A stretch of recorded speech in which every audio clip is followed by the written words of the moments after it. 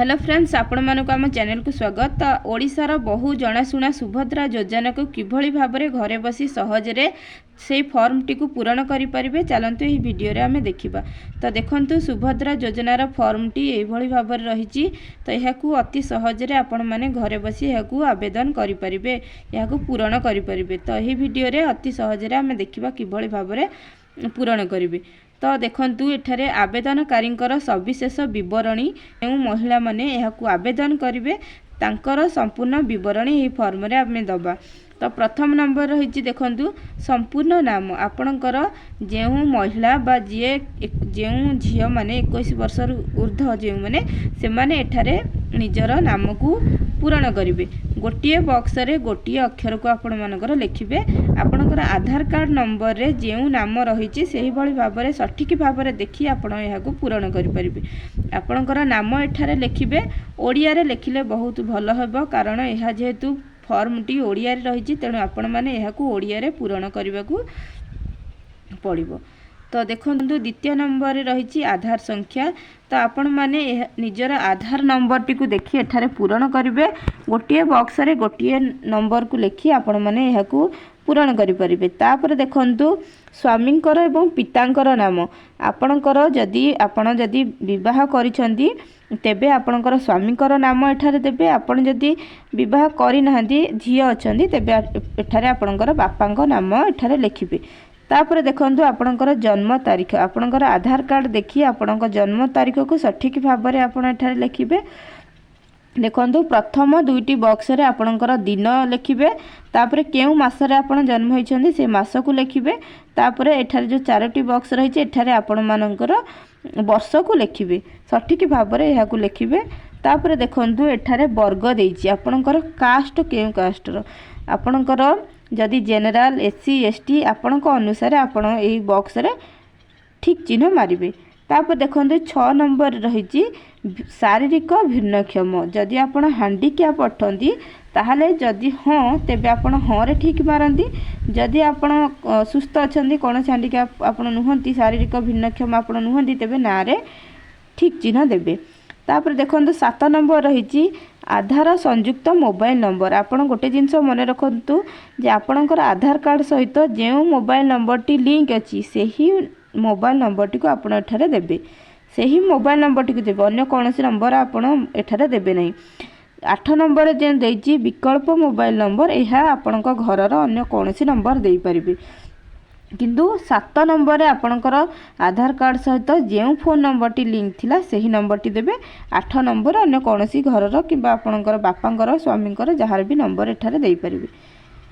तापर देखंतु 9 नंबर रे रही आपणक जिला आपण जो जिल्ला अटंती से जिल्लार नाम को एठारे लिखिबे।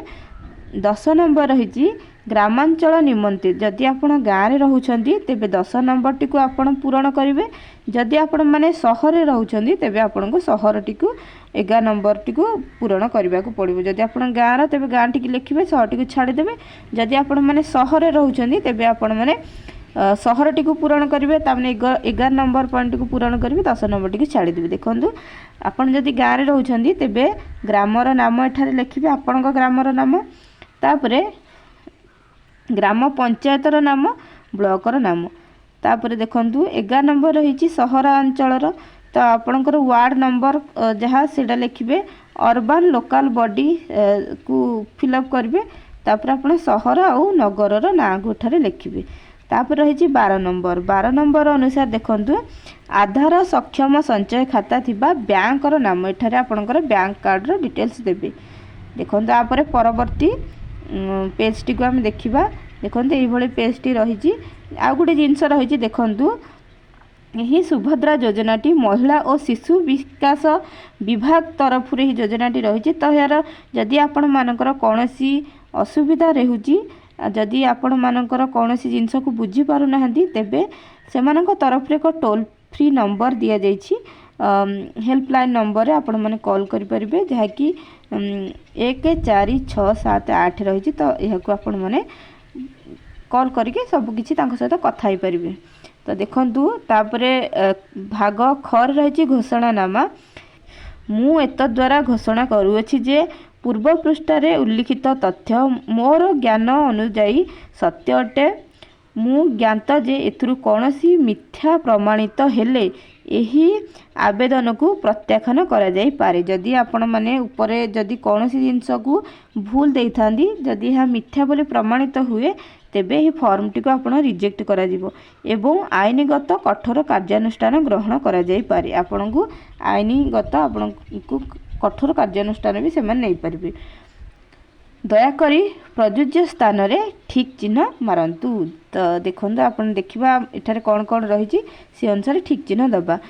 ମୁଁ ଓଡ଼ିଶାର ବାସିନ୍ଦା ଅଟେ। ତ ଆପଣମାନେ ତ ଏହି ଯୋଜନାଟି ଓଡ଼ିଶାର ମହିଳାମାନଙ୍କ ପାଇଁ, ତ ନିହାତି ଭାବରେ ଆପଣମାନେ ଓଡ଼ିଶାର ହିଁ ହେଇଥିବେ। ତ ଆପଣମାନେ ଓଡ଼ିଶାର ବାସିନ୍ଦା ଅଟନ୍ତି, ତେଣୁ ଠିକ୍ ଚିହ୍ନ ହିଁ ମାରିବେ। ତାପରେ ଦେଖନ୍ତୁ, ତାପରଟି ରହିଛି ପଏଣ୍ଟଟି ରହିଛି 1 ଜୁଲାଇ 2024 ସୁଦ୍ଧା ମୋର ବୟସ 21 ବର୍ଷ କିମ୍ବା ତାଠାରୁ ଅଧିକ ଏବଂ 60 ବର୍ଷରୁ କମ୍ ଅଟେ। ତ ଆପଣଙ୍କର ବୟସ 1 ଜୁଲାଇ 2024 ସୁଦ୍ଧା ଆପଣଙ୍କୁ 21 ବର୍ଷ ହେଇଥିବା ଦରକାର କିମ୍ବା ତାଠୁ ଅଧିକ ହେଲେ ବି ଚଳିବ, କିନ୍ତୁ 60 ବର୍ଷରୁ କମ୍ ହେଇଥିବା ଦରକାର। ତ ଏଠାରେ ଆପଣ ଠିକ୍ ଚିହ୍ନ ଦେବେ।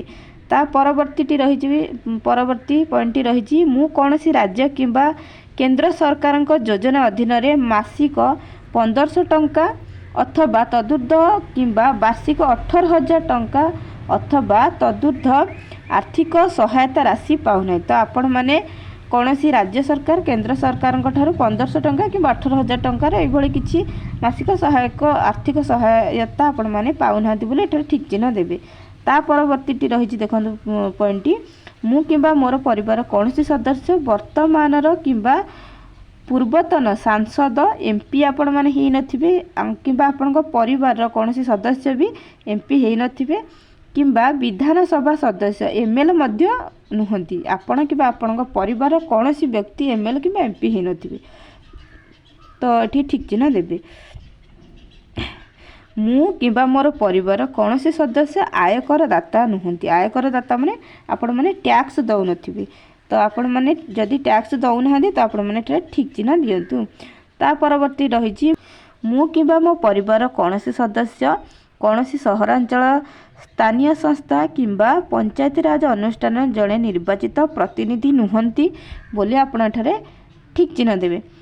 ପରବର୍ତ୍ତୀ ପଏଣ୍ଟଟି ରହିଛି ମୁଁ କିମ୍ବା ମୋ ପରିବାର କୌଣସି ସଦସ୍ୟ ଭାରତ ସରକାର କିମ୍ବା ରାଜ୍ୟ ସରକାରଙ୍କ କୌଣସି ଅଣ୍ଡରଟେକିଂ ଅଥବା ବୋର୍ଡ଼ ଅଥବା ସ୍ଥାନୀୟ ସଂସ୍ଥା ଅଥବା ବିଭାଗରେ ନିୟୋଜିତ କିମ୍ବା ସ୍ଥାୟୀ କିମ୍ବା ଚୁକ୍ତିଭିତ୍ତିକ କର୍ମଚାରୀ ଭାବରେ ନିଯୁକ୍ତି ନୁହନ୍ତି ଅଥବା ଅବସର ପରେ ପେନ୍ସନ୍ ବି ପାଉନାହାନ୍ତି ବୋଲି ଆପଣ ଏଟା ଠିକ୍ ଚିହ୍ନ ଦେବେ।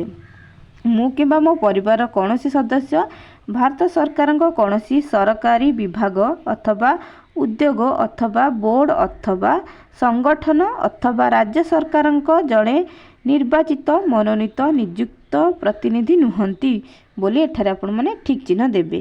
ତା ପରବର୍ତ୍ତୀ ପଏଣ୍ଟଟି ରହିଛି ମୋର କିମ୍ବା ମୋ ପରିବାର କୌଣସି ସଦସ୍ୟଙ୍କର 5 ଏକରରୁ ଅଧିକ ଜଳସେଚିତ କିମ୍ବା 10 ଏକରରୁ ଅଧିକ ଅଣଜଳସେଚିତ ଜମି ନାହିଁ। ଆପଣଙ୍କର ଜଳସେଚିତରୁ 5 ଏକରରୁ ଅଧିକ ଜମି ନାହିଁ କି 10 ଏକରରୁ ଅଧିକ ଅଣଜଳସେଚିତ ଜମି ନାହିଁ ବୋଲି ଏଠାରେ ଆପଣ ଠିକ୍ ଚିହ୍ନ ଦେବେ। ତା ପରବର୍ତ୍ତୀ ପଏଣ୍ଟଟି ରହିଛି ମୋର କିମ୍ବା ମୋ ପରିବାର କୌଣସି ସଦସ୍ୟଙ୍କର 4 ଚକିଆ ଯାନ ନାହିଁ। ଦେଖନ୍ତୁ, ଯେମିତିକି 4 ଚକିଆ ଯାନରେ ଟ୍ରାକ୍ଟର ଯାଇପାରିବ, ମିନି ଟ୍ରକ୍ ଏବଂ ଛୋଟ ବାଣିଜ୍ୟିକ ଯାନ ଏବଂ ଅନ୍ୟ ସମାନ ହାଲୁକା ମାଲବାହୀ ଯାନ ଆପଣଙ୍କ ନାଁରେ କୌଣସି 4 ଚକିଆ ଗାଡ଼ି ନଥିବ କିମ୍ବା ଆପଣଙ୍କ ପରିବାରରେ କୌଣସି ବ୍ୟକ୍ତିଙ୍କ ନାମରେ ନଥିବ। ତ ଏଠାରେ ବୋଲି ଆପଣ ଠିକ୍ ଚିହ୍ନ ଦିଅନ୍ତୁ। ତା ପରବର୍ତ୍ତୀଟି ରହିଛି, ଦେଖନ୍ତୁ ମୋ ପରିବାରର ବାର୍ଷିକ ଆୟ 2.5 ଲକ୍ଷ ଟଙ୍କାରୁ କମ୍ ହେଇଥିବା ଦରକାର। ଆପଣମାନଙ୍କର ବାର୍ଷିକ ଆୟ 2.5 ଲକ୍ଷ ଟଙ୍କାରୁ କମ୍ ହେଇଥିବା ଦରକାର। ଯଦି 2.5 ଲକ୍ଷ ଟଙ୍କାରୁ ଅଧିକ ହେଉଛି 3 ଲକ୍ଷ 4 ଲକ୍ଷ 10 ଲକ୍ଷ, ତେବେ ଆପଣମାନେ ଏହି ଯୋଜନା ପାଇଁ ନୁହନ୍ତି, ଆପଣଙ୍କୁ ଏହି ସୁଭଦ୍ରା ଯୋଜନାର ପଇସା ମିଳିବ ନାହିଁ। ତ ଦେଖନ୍ତୁ, ତ ଏଠାରେ ଆପଣମାନେ ଆଉ ଗୋଟେ ଜିନିଷ ଆପଣମାନେ ଦେଖନ୍ତୁ, ଭାଗ ଗରେ ରହିଛି, ଦେଖନ୍ତୁ। ତ ଏଟାକୁ ଦେଖନ୍ତୁ, ଏଟା କିଛି ଆମର ଆପଣ ଏହାକୁ ପଢ଼ିଦେବେ। ଏଠାରେ ଆବେଦନକାରୀଙ୍କର ଦସ୍ତଖତ ରହିଛି। ତ ଯିଏ ଆପ୍ଲାଏ କରୁଛନ୍ତି, ଯାହାଙ୍କ ନାଁରେ ଆପ୍ଲାଏ ହେଇଛି, ତ ସିଏ ଏଠାରେ ତାଙ୍କ ସାଇନ୍ କରିବେ, ସିଗ୍ନେଚର କରିବେ, ତାଙ୍କ ଦସ୍ତଖତ ଦେବେ। ଏଠାରେ ଆପଣଙ୍କ ସେହି ଦିନର ତାରିଖଟିକୁ ଆପଣ ଏଠାରେ ଦେବେ। ତ ଯଦି ଆପଣଙ୍କୁ ଏହି ଭିଡ଼ିଓଟି ଭଲ ଲାଗିଥାଏ ତେବେ ଭିଡ଼ିଓଟିକୁ ଲାଇକ୍ କରିବା ସହିତ ଚ୍ୟାନେଲକୁ ସବସ୍କ୍ରାଇବ୍ କରନ୍ତୁ। ଧନ୍ୟବାଦ।